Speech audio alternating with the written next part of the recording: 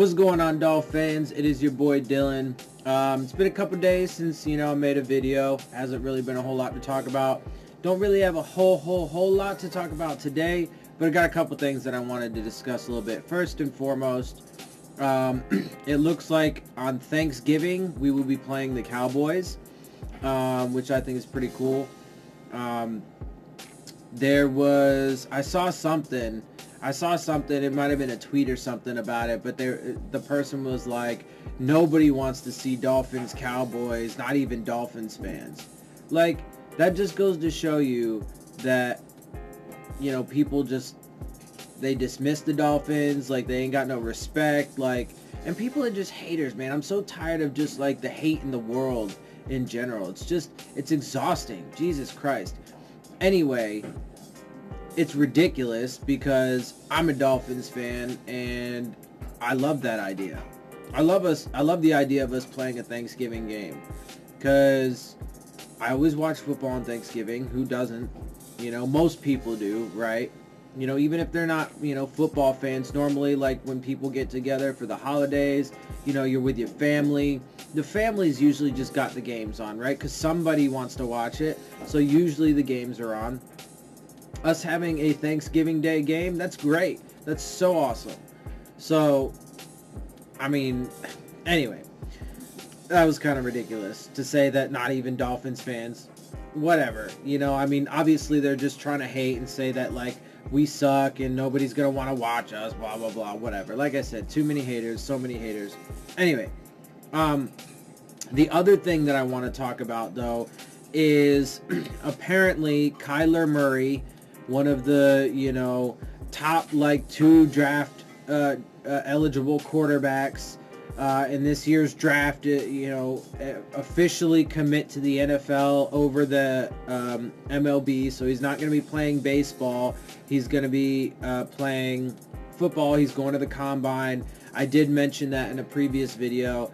But, I read this article, and the reason why I'm talking about it is because I read this article about, okay, so Kyler Murray made his decision. Well, now the Dolphins need to make theirs. Okay, first of all, we pick at 13, right? So, look. First of all, Kyler Murray, he has a lot of physical gifts. He's got a lot of talent, so on and so forth, right? Let's see. I got some stats for him. So in his only season as a starting collegiate quarterback, so he only had one season.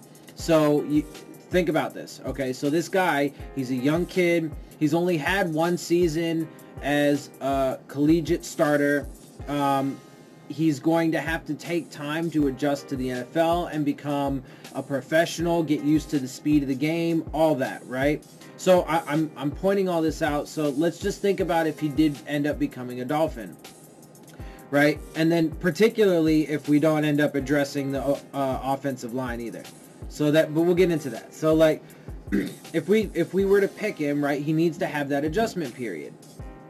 So, you can reasonably expect that there's going to be plenty of rookie mistakes, especially if he has to go in there right away. My philosophy, the way, to me, the way it seems best from what I've seen in my time as a football fan and so on and so forth, is when quarterbacks get a year or two to be able to sit behind, a salty veteran. It doesn't matter if they're Tom Brady or the best of the best, right? It doesn't matter. Sure, is that great and is it, a little bonus? Absolutely. But it doesn't matter. Why? Because all that really, the biggest thing for rookies is to learn how to be a professional and to get used to game speed and all that stuff, right? So that's the biggest thing is having, just an older guy to learn from, to learn how to be a professional, so on and so forth. So that's what you want. Obviously, if they have a good pedigree and, won a lot of championships like Tom Brady or whatever, great. But it's not a necessity. And so there's a learning curve, right? So in his one season, And so that learning curve gets steeper because he doesn't have even a whole lot of experience on the collegiate level, right? So then, but he did well. He had 69% of his passes, 4,361 yards, 42 touchdowns, and 7 interceptions. He also rushed for 1,001 yards and 12 rushing touchdowns. That's wonderful. That's awesome. Obviously, those are really great stats. But again, those are great stats from just a single year. So is he able to do that consistently? Okay, so that's a major question because we don't know, right? We don't know what's going to happen to this kid when he comes into the league, right?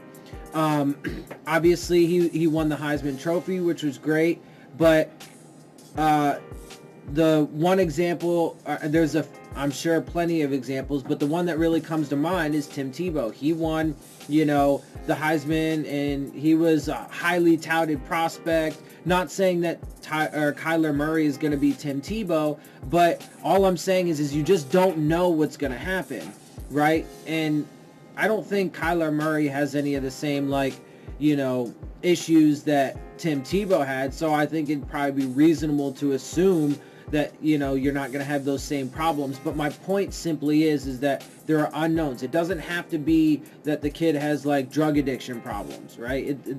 There are other things that can factor in.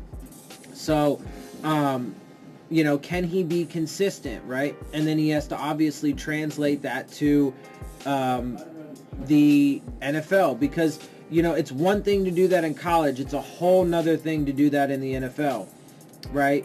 And so, what if he gets hurt? And especially if he became a day one starter, right, would he be able to handle it? Especially if we don't address the offensive line and we are incapable of adequately protecting him to give him time, especially as a rookie. Or, provide him with a efficient running game to help, take the load off. Plus, he is short. He's 5'10" and 195 pounds. Not everybody can be Drew Brees, okay? Not every small quarterback can be Drew Brees. Now, he does have the running aspect to him that Brees doesn't really have. But still, I mean, look, so my point is, my perspective is that we should absolutely take a quarterback in this draft. Without question, we should take a quarterback at some point. I believe that quarterback should sit behind Ryan Tannehill for this year, right? And then if he needs to come in because, Tannehill gets injured or whatever, then he comes in, right? But ideally, you sit him for a year under Tannehill so he can learn, so he can adjust, so he can redshirt basically. And then if you think that guy is ready to come in and replace Tannehill and get rid of his huge salary, which is comparatively not even that big. I'm pretty sure, I don't recall off the top of my head, but I'm pretty sure he's middle of the pack for quarterbacks in the league right now, price-wise. So, look, I mean, and then obviously draft another one next year, draft one every year, at least for the next few years. I think you should, that's a position that you should probably swing on every year, even if it's in the 6th or 7th round, right? Just so that way you can have a guy developing. You can always try and make sure that you have an adequate backup, and then you can try and find that gem like Tom Brady or whatever, who's picked in a later round that can end up being a franchise quarterback for you, right?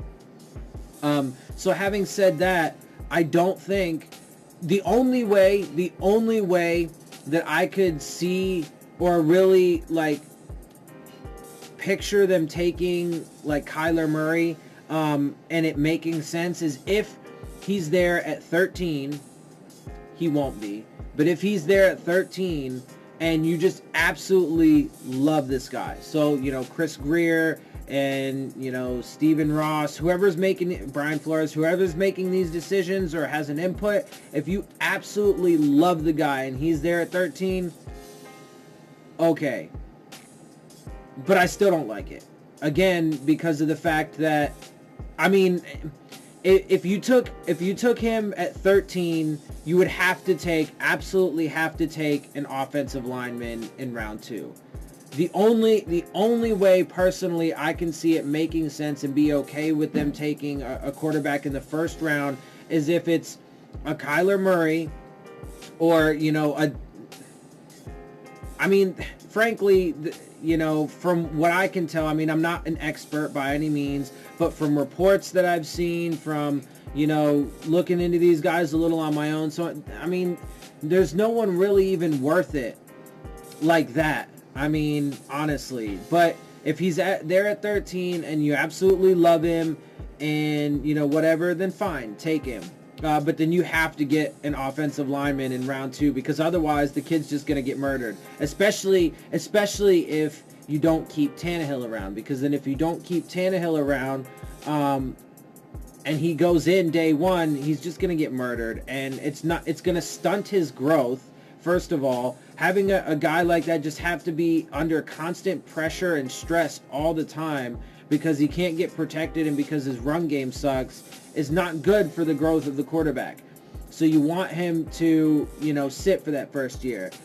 You know, so whatever. And certainly I would not trade up for him. Not at all. Absolutely not. Not even a question. Like, I wouldn't even think about it. So, yeah, anyway, that's all I got. I mean, you guys really know how I feel. I think that they should keep Tannehill around at least for the next couple years. So that way, basically, he can run out his contract. So that way they don't end up having any dead money or anything like that. If they end up determining that they need to get rid of Tannehill between now and the end of his contract, I think that they should keep him around as the veteran guy, right, to be able to go in there. They know that he can perform, you know, and he can do good things for them. You know, his cap hit is not that crazy, especially too if, you know, the other quarterbacks that you have are rookies, you know, and on rookie deals. It's not a big deal at all. Keep him around as the veteran guy that can play for you and play well, and then draft a quarterback in, like, to me, I would say not higher than the 3rd, somewhere between like 3rd and 5th, and then do that again next year and the year after that. And then when you finally get a guy who you feel good enough about and who develops well enough and so on and so forth, can then take over the starting job after Tannehill's contract runs out, and then you can just let him become a free agent, and that way you don't have any money or dead money. You don't have to worry about that. You can just get, you know, clean and clear if that's the course that you know the organization wants to go. And then in that case, then you have like 2 or 3 by that point, you know, in like 2 or 3 years from now, whatever, then you have a couple, like 2 or 3 really young, you know, quarterbacks that are developing, that you drafted, that you're developing in your system, that were able to learn from a savvy veteran, you know, blah, blah, blah, this, that, and the other. That's the course of action that I believe makes the most sense, both for the now and the future, right? To me, when you take all of the information, you have all of the context, and you calculate it all up, that is the most efficient and most logical course of action to take, right? So, you know, that's how I see it. Anyway, that's where I'm going to end it. You know, obviously I want you, you know, let me know what you guys think, because I am curious to see, you know, how y'all feel about it. I know how some of y'all feel about it. And you know, I know some of y'all like it. I know some of y'all, you know, just want to get rid of Tannehill now. That's cool. Let me know. So anyway, but I hope you guys like my videos. If you do, make sure you hit the subscribe button. Make sure you hit the bell if you want to get the alerts. Make sure you hit the like button too. And make sure you leave your questions, comments, and concerns down in the comment section. And as always, make sure you follow me on Twitter at Dillon Tartaro. And with that, I'm out. I'll see y'all soon. Fins up.